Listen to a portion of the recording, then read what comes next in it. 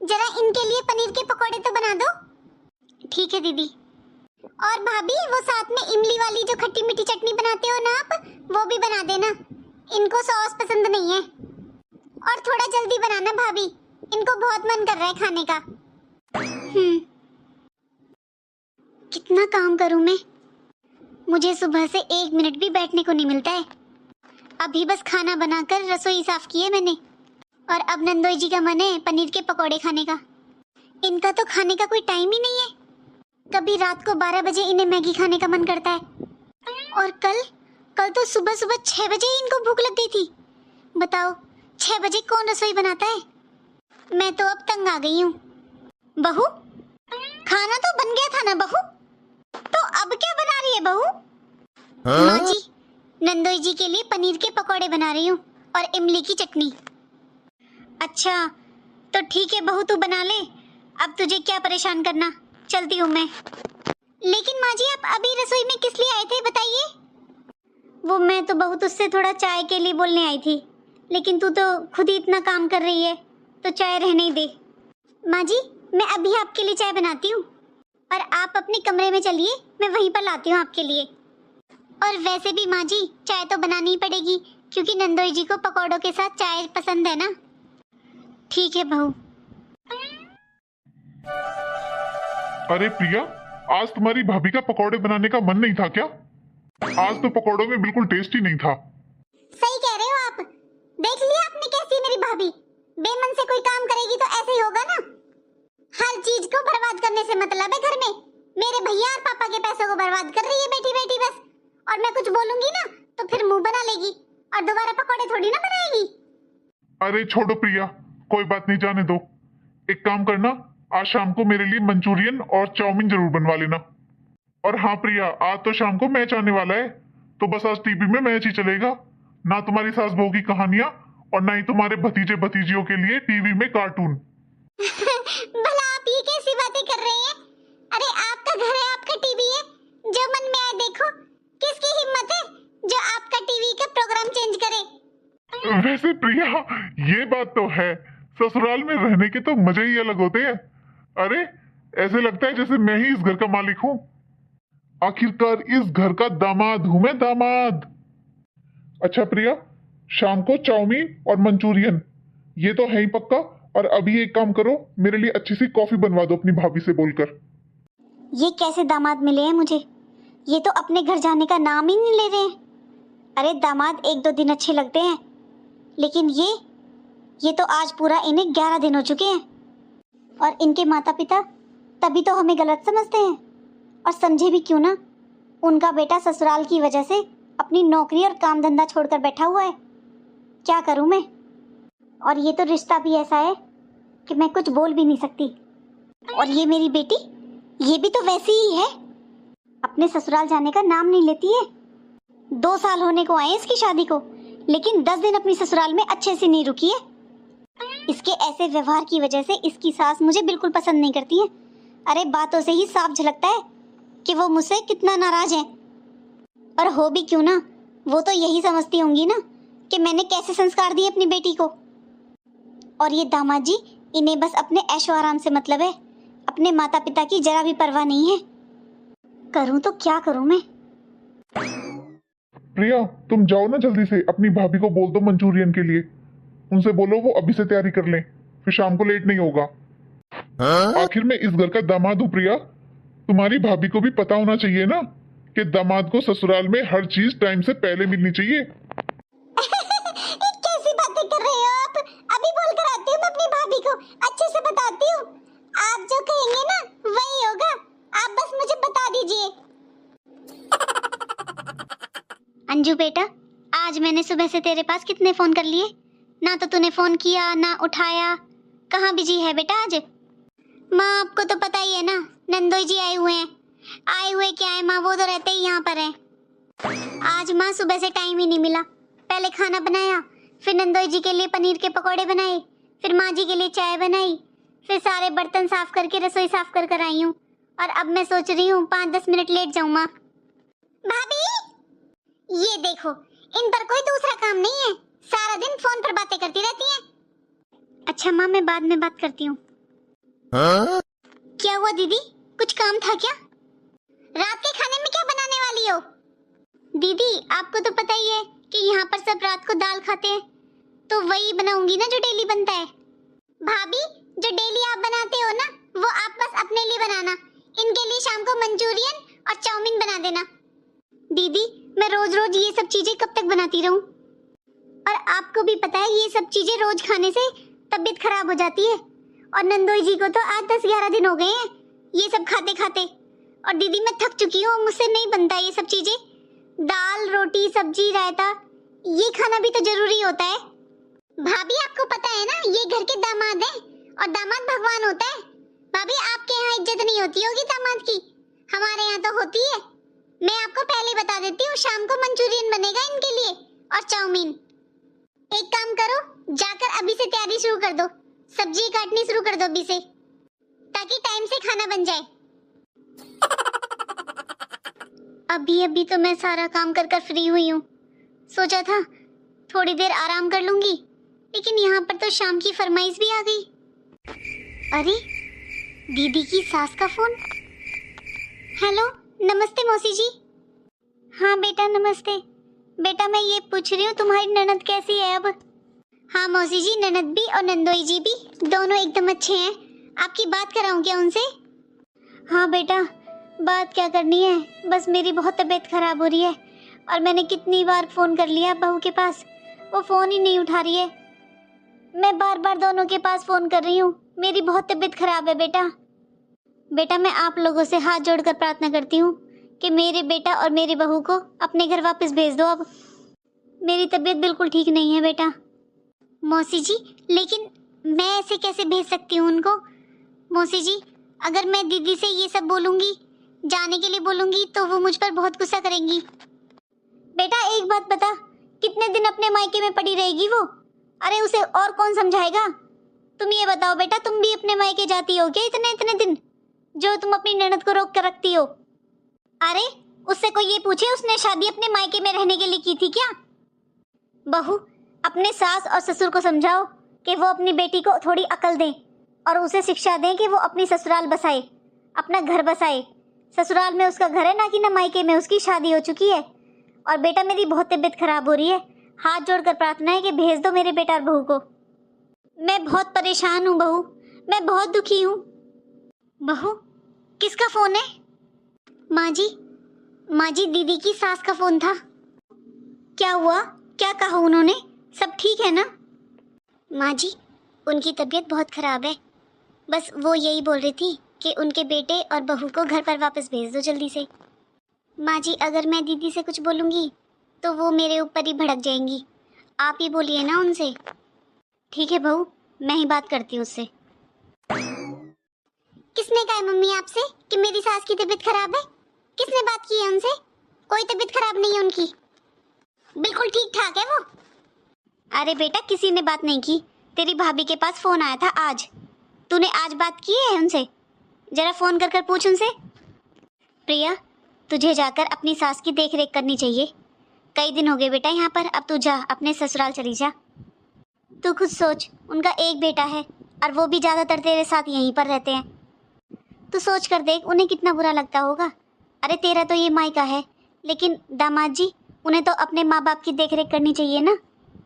माँ तुम सास होकर अपने दामाद के लिए ऐसे बोल रही हो? अगर तुम ऐसे बोल रही हो तो कल को भाभी भी ऐसे बोलेगी। मुझे आपसे तो ये उम्मीद नहीं थी मम्मी। अगर आपको मेरे और मेरे पति के यहाँ रहने से ज्यादा दिक्कत है ना, तो कल के कल ही चले जाएंगे हम यहाँ से। प्रिया तू बहुत जल्दी भड़क जाती है बेटा, मेरे कहने का ये मतलब नहीं था, इतना गुस्सा मत किया कर। मम्मी आपने साफ साफ बोला है कि मैं अपनी ससुराल चली जाऊं, और इसका क्या मतलब निकालूं मैं? और मैं क्या सास ससुर की सेवा करने के लिए पैदा हुई हूँ? मेरी शादी बस इसलिए की थी क्या वहाँ पर? हाँ प्रिया, तेरे सास ससुर अब बूढ़े हो चुके हैं, तेरा फर्ज बनता है उनकी सेवा करने के लिए। कल को हम बड़े बूढ़े हो जाएंगे तो तेरे भैया भाभी हमारी सेवा करेंगे कि नहीं? ठीक है मम्मी, मेरे अच्छे से समझ में आ गया है कि आप मुझे यहाँ से भगाना चाहती हो। मैं कल ही अपने पति को लेकर यहाँ से चली जाऊंगी। इस मेरी बेटी में कब अकल आएगी? ये समझती क्यों नहीं है? इसे नहीं पता कि दो दो परिवारों को खराब कर रही है। इसको ये समझ में नहीं आ रहा है कि इसके भाई भाभी अभी तो कुछ नहीं कह रहे हैं, लेकिन कब तक वो इसके और दामाद जी के नखरों को बर्दाश्त करेंगे? कैसे जिंदगी कटेगी मेरी बेटी की ऐसे? और दामाद जी, ना तो उन्हें अपने माँ बाप की फिक्र है और ना ही अपने काम धंधे की। वो सब कुछ छोड़ छाड़ कर यहाँ पर बैठे हुए हैं। पता नहीं कब समझेगी मेरी बेटी। अरे माँ जी, आप कब तक ऐसे उदास बैठे रहेंगे? दीदी अपने ससुराल ही गई है ना। बहू, बेटी जब हंसी खुशी अपने ससुराल जाती है ना, तभी अच्छा लगता है, लेकिन वो बिना मन से गई है। और इस बार तो मुझे ऐसे लग रहा है कि जैसे जबरदस्ती मैंने अपनी बेटी को धक्का देकर भगाया हो। माँ जी, आप ऐसे किस लिए सोच रहे हो? अरे उनकी सास की बहुत तबीयत खराब थी, उनका ही फोन आया था ना। अगर आप ऐसा व्यवहार नहीं करती दीदी के साथ तो शायद वो जाती भी नहीं। और माँ जी, जब दीदी यहाँ पर रह रही थी तब आप ही बहुत परेशान थे ना, लेकिन अब गए हैं तो अब भी आप परेशान हैं। शायद तू ठीक कह रही है बहू, वो प्रिया इतने दिन तक यहाँ पर रही ना, तो शायद इसलिए उसकी आदत पड़ गई थी मुझे। और ये भी सच है, जब तक वो ससुराल में नहीं रहेगी ना, तब तक उसे वहाँ पर अपनापन महसूस नहीं होगा और ना ही वो उस परिवार को अपना समझेगी। और दामाद जी भी अपने काम धंधे पर ध्यान देंगे। अरे उनका भी अपना घर परिवार है, उसको वो नहीं संभालेंगे तो कौन संभालेगा? ये सब छोड़िए माँ जी, अब आप मुझे ये बताइए, आज आप खाने में क्या खाएंगी? आज मैं सब कुछ आपके फेवरेट ही बनाऊंगी। बहू, तू जो भी बनाती है मुझे तो सभी अच्छा लगता है, तुझे जो बनाना है वो बना ले। ठीक है माँ जी, मैं बनाती हूँ। चलो, आज कितने दिनों बाद घर में शांति महसूस हो रही है, नहीं तो दिन भर कभी ये बना दो कभी वो बना दो। आज तो मैं सारा अपनी पसंद का खाना बनाऊंगी। और वैसे भी माँ जी की और मेरी पसंद तो एक ही है, माँ जी को तो सब अच्छा लगता है। एक बार अपनी माँ से भी बात कर लेती हूँ फोन पर, उनसे कई दिनों से बात ही नहीं हो पाई है, उनकी भी तबीयत ठीक नहीं थी, पूछ लेती हूँ एक बार। Mummy, mummy. अरे ये तो प्रिया की आवाज है, ये अभी तो गई थी, इतनी जल्दी कैसे आ गई? मम्मी, अरे प्रिया, तू इतनी जल्दी वापस कैसे आ गई? अभी तो गई थी। और क्या करती मम्मी, आपने मुझे जबरदस्ती ससुराल भेज दिया। अरे मेरी सास तो एकदम चंगी भली है, कुछ नहीं हुआ उसको। लेकिन बेटा, बेशक से तुम्हारी सास चंगी भली है, लेकिन कुछ दिन तो तुम्हें उनके पास रहना चाहिए था ना। वाह मम्मी वाह, आपने तो कमाल कर दिए। अगर ये सब भाभी बोल रही होती ना तो मुझे लगता कि भाभी को मैं पसंद नहीं हूँ, लेकिन आप मेरी मम्मी होकर मुझे घर से भगाना चाहती हैं। यहाँ आकर मैंने कौन सी गलती कर दी? अरे मैं आराम करने मायके ना हूँ तो कहाँ जाऊँ? वहाँ पर मुझे पूरा दिन काम करना पड़ता है, 24 घंटे में से 12 घंटे तो मैं किचन में खड़ी रहती हूँ। मेरी बस की बात नहीं है मम्मी वहाँ पर रहना, मेरे से नहीं होता इतना सारा काम। मुझसे नहीं होती मम्मी किसी की सेवा। अरे दीदी, आप इतनी जल्दी कैसे वापस आ गए? वाह भाभी वाह, अरे घर में ननद आई है, उसका हंसी खुशी से स्वागत करने की बजाय तुम सवाल कर रही हो कि मैं किस लिए आ गई यहाँ पर। अब जाकर मेरे लिए चाय नाश्ते का इंतजाम करोगी या बस ऐसे ताने मारने आई हो यहाँ पर? दीदी, ये कैसी बातें कर रहे हैं आप?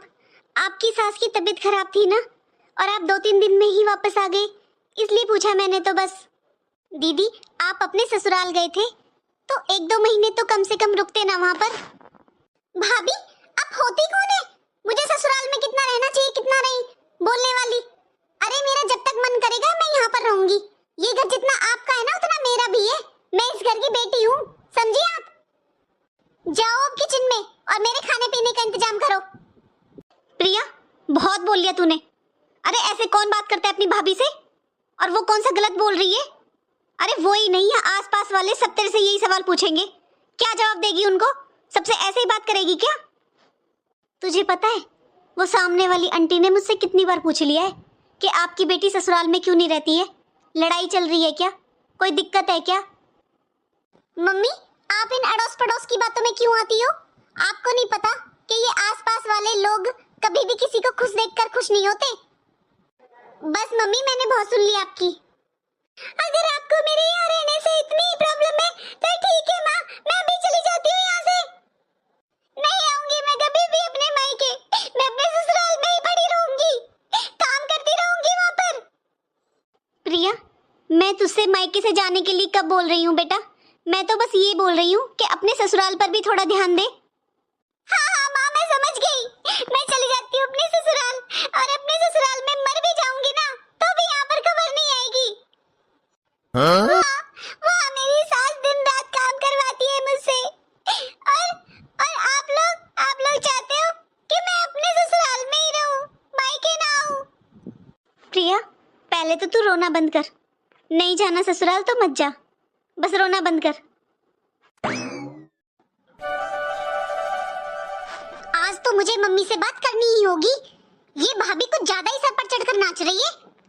2 दिन हो गए हैं, मुझे सुबह की चाय बनाकर नहीं देती है। हाँ? कैसे संभालूं अपने घर को? हर वक्त दोनों ननद और भाभी में झगड़ा होता रहता है।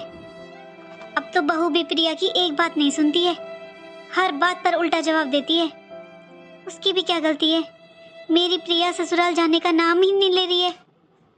और एक दामाद जी, उन्हें अपने माता पिता की बिल्कुल भी फिक्र नहीं है। कैसे संभालूं मैं? 2 घर बर्बाद हो रहे हैं। कैसे समझाऊं मैं इन बच्चों को? मम्मी। हाँ प्रिया, बोलो। मम्मी, ये बताओ, ये भाभी दिन पे दिन मेरे साथ इतनी बदतमीजी क्यों कर रही है? अरे बेटा, आज फिर कुछ हुआ क्या तुम दोनों के बीच?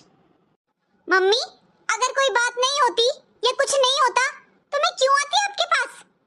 प्रिया, तो क्यों हर वक्त अपनी भाभी के पीछे पड़ी रहती है? अरे वो अकेली है इस घर में काम करने वाली, पूरा दिन घर का काम करती रहती है, और कुछ ऊपर नीचे बोल देती है तो उसकी बातों को इतना दिल पे मत लगाया कर। अच्छा मम्मी, कैसे ना लूं उनकी बातों को दिल पर? मैंने बोला था कि इनके कपड़े मशीन में मत धुलना, सारे कपड़े खराब कर दिए इनके। अरे इनके कपड़े कोई ऐसे वैसे नहीं होते, ब्रांडेड कपड़े होते हैं इनके। मैंने बोला था भाभी से, भाभी इनके 2 कपड़े होते हैं, हाथ से धुल दिया करो, पर नहीं, वॉशिंग मशीन में धुल देती हैं। और फिर मम्मी, 2 दिन हो गए मुझे सुबह की चाय नहीं दी है। पता है ना मम्मी इस घर में सबको कि मेरी आंख तभी खुलती है सुबह जब मुझे बेड टी मिल जाती है, लेकिन मुझे 2 दिन से सुबह की चाय नहीं दी है इन्होंने।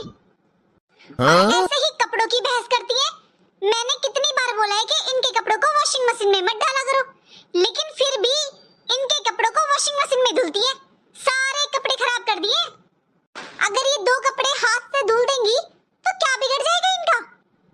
मम्मी, 2 दिन हो गए मेरा कोई भी काम नहीं कर रही है भाभी, या तो आप समझा लो वरना मैं समझा दूंगी अच्छे तरीके से। दीदी, ऐसा है दीदी, मैंने अपने सास ससुर, अपने पति और अपने बच्चों का ठेका ले रखा है, आपका नहीं और ना ही आपके पति का, समझी ना आप? ये कैसी बातें कर रही हो आप? जब सास ससुर और पति आपका है तो ननद भी तो आपकी हुई ना। ननद को कैसे अलग कर दिया आपने? मैंने आपको अलग नहीं किया दीदी, लेकिन मुझे आपके जैसी ननद तो बिल्कुल भी नहीं चाहिए। देख लिया मम्मी, क्या बोल रही है ये आपकी बहू मेरे लिए? अरे आपके सामने ये हालत है तो बाद में क्या करेगी ये? बहू, ये क्या बोल रही है तू? अगर तू ननद की सेवा नहीं करेगी तो कौन करेगा? हाँ माँ जी, होती है ननद की सेवा, और भाभी ही करती है, लेकिन उस ननद की जो मायके में कभी कभी 2-4 दिन के लिए आती हो। मायके में बसने वाली ननद की कोई सेवा नहीं करता, और ना ही मैं करूंगी। और माँ जी आप खुद बताइए, इनके सास ससुर तो बुजुर्ग हैं, ये उनकी सेवा नहीं कर सकती हैं, तो मैं इनकी सेवा क्यों करूं? इनको क्या हुआ है? और जितनी सेवा कर सकती थी ना मैंने कर दी, आपकी भी और आपके पति की भी, लेकिन अब नहीं होती मुझसे। इससे ज्यादा मैं अब बर्दाश्त नहीं कर सकती हूँ। अब अगर आपको यहाँ रहना है तो मेरे साथ घर के कामों में हाथ बटाना पड़ेगा, वरना मैं आपका कोई काम नहीं करूंगी और ना ही आपके लिए खाना बनाऊंगी।